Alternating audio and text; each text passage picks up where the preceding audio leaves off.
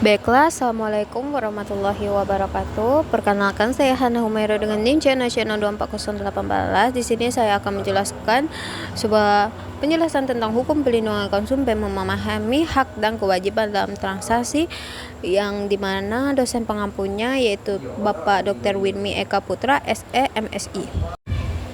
Nah, baiklah, di sini ada dasar hukum pelindungan konsumen di Indonesia. Yang pertama, dalam Undang-Undang Nomor 8 Tahun 1999 UU-KP yang berbunyi kerangka hukum utama pelindungan konsumen di Indonesia. Yang kedua, mengatur hak dan kewajiban konsumen serta pelaku usaha secara sistematis. Nah, peraturan pemerintah terkaitnya yang pertama implementasi dari UU PK dan Undang-Undang Sektoral. Yang kedua, memberikan aturan pelaksana yang lebih spesifik. Yang ketiga, ada undang-undang sektoral lainnya. Yang pertama, melengkapi pelindungan konsumen di sektor-sektor tertentu. Dan yang kedua, juga contohnya yaitu Undang-Undang Pangan, UUD Telekomunikasi, dan UUD Perbankan. Nah, prinsip-prinsip pelindungan konsumen yaitu lindungan konsumen bertujuan menciptakan ekosistem bisnis yang adil dan transparan dan aman bagi semua pihak. Yang pertama, prinsip keadilan dan keseimbangan. Nah, dia ini menjamin hak konsumen, pelaku usaha, dan pemerintah menciptakan kesetaraan kepentingan, keadilan, dan kepastian hukum. Yang kedua, prinsip transparansi dan informasi akurat, itu mewajibkan keterbukaan informasi yang jujur, akurat, dan tidak manipulatif tentang produk dan layanan. Yang ketiga, prinsip keamanan dan keselamatan konsumen, memberikan jaminan keamanan dan keselamatan bagi konsumen termasuk pelindungan terhadap data pribadi. Hak-hak konsumen yang bagian pertama yaitu kenyamanan, keamanan, keselamatan, yaitu konsumen berhak atas lingkungan yang nyaman, aman, dan terlindung saat mengkonsumsi barang atau jasa. Yang kedua, memilih barang atau jasa, yaitu konsumen memiliki kebebasan untuk memilih barang dan atau jasa sesuai kebutuhan dan preferensi mereka. Yang ketiga, informasi yang jelas dan jujur. Konsumen berhak mendapatkan informasi yang benar, jelas, dan transparan mengenai barang atau jasa. Nah, bagian keduanya yaitu hak didengar pendapat dan keluhannya, yaitu konsumen memiliki hak untuk menyampaikan pendapat dan keluhan secara jujur mengenai barang atau jasa yang digunakan. Yang kedua, hak mendapatkan advokasi dan perlindungan, yaitu konsumen berhak mendapatkan advokasi, perlindungan, dan upaya menyelesaikan jika terjadi sengketa dengan pelaku usaha. Yang terakhir, hak mendapatkan kompensasi atau ganti rugi.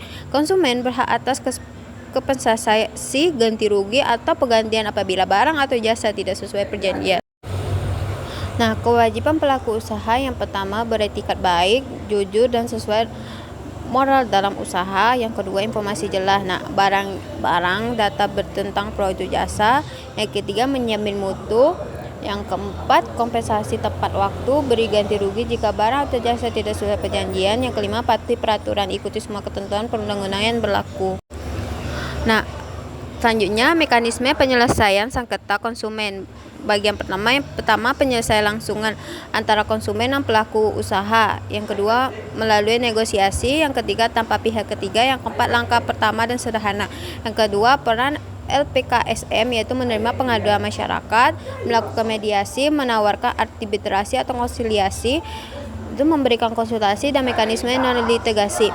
Yang ketiga, penyelesaiannya via BPSK, lembaga negara independen, menyelesaikan sengketa melalui model arbitrasi, konsiliasi, memberikan konsultasi, dan terakhir dapat melalui jalur litigasi.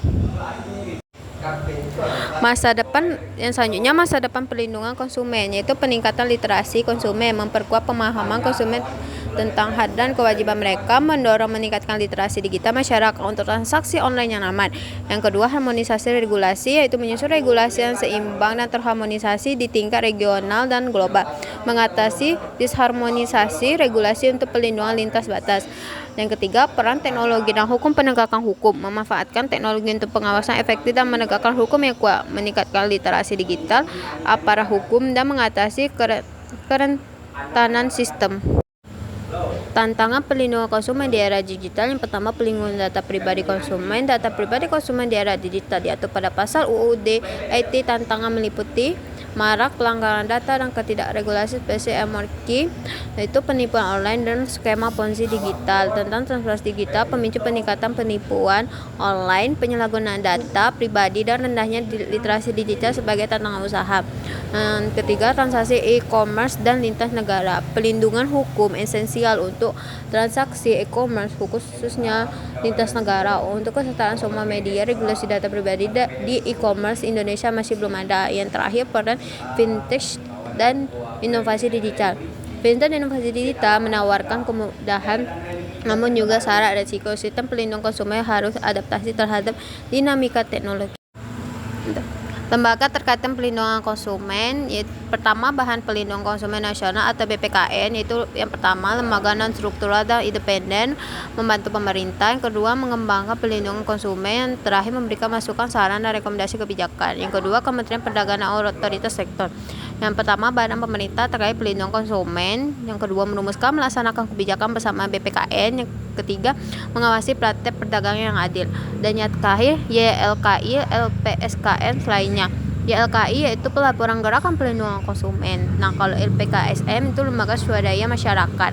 Itu menyampaikan pendapat dan advokasi kasus konsumen. Nah, mekanisme penyelesaian sengketa konsumen yaitu penyelesaian melalui pengadilan umum, jalur informasi, litigasi untuk sengketa yang tidak dapat diselesaikan secara damai. Yang kedua, peran dan fungsi arbitrase yaitu metode penyelesaian di luar pengadilan, bagian dari ADR berdasarkan perjanjian tertulis. Yang terakhir, alternatif penyelesaian sengketa lainnya yaitu negosiasi kesepakatan langsung tanpa pihak ketiga. Yang kedua, mediasi pihak ketiga netral memfasilitasi. Yang terakhir, pihak ketiga merumuskan solusi. Baiklah, kita sampai di kesimpulan. Yang pertama, hukum pelindungan konsumen sebagai pilar keadilan ekonomi, yaitu hukum pelindungan konsumen menjadi fondasi utama dalam menciptakan kesetaraan ekonomi. Yang kedua, sinergi konsumen, pelaku usaha, dan pemerintah. Kolaborasi antara konsumen, pelaku usaha, dan pemerintah vital untuk konsisten yang adil. Baiklah, sekian dari saya penjelasan yang saya sampaikan. Bila ada kekurangan yang saya sampaikan, saya mohon maaf. Billahi taufiq wal hidayah. Wassalamualaikum warahmatullahi wabarakatuh.